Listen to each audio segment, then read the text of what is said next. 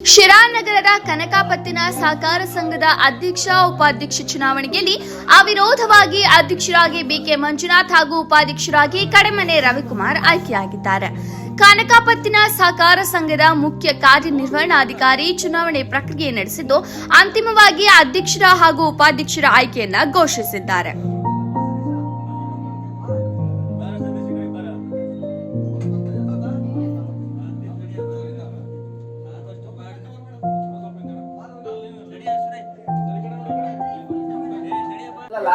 ಇವತ್ತು ಏನು ನಮ್ಮ ಕನಕಪತ್ತಿನ ಸಹಕಾರ ಸಂಘದ ಚುನಾವಣೆಯಲ್ಲಿ ನನ್ನನ್ನ ಎಲ್ಲ 15 ಜನ ನಿರ್ದೇಶಕರುಗಳು ಮತ್ತು ಆಯ್ಕೆ ಮಾಡಿ ನನ್ನ ಅಧ್ಯಕ್ಷರಾಗಿ ಮಾಡಿದರೆ ಮೊದಲನೇ ಧನ್ಯವಾದ ಹೇಳ್ತಾ ಇದ್ದೀನಿ.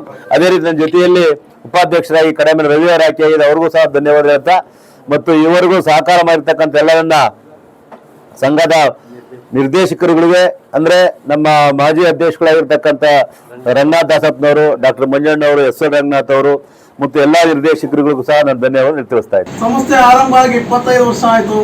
ಫಸ್ಟ್ ಟೈಮ್ ವೈಸ್ ಪ್ರೆಸಿಡೆಂಟ್ ಆಗಿ, ಯಾಕಂದ್ರೆ ನಾನು ಸಂಸ್ಥಾಪಕ ಅಧ್ಯಕ್ಷ ಎಸ್ ಕೆ ದಾಸಪ್ಪ ಜೊತೆ ಕೂಡ ನಾನು ಸೇವೆ ಮಾಡಿದ್ದೆ.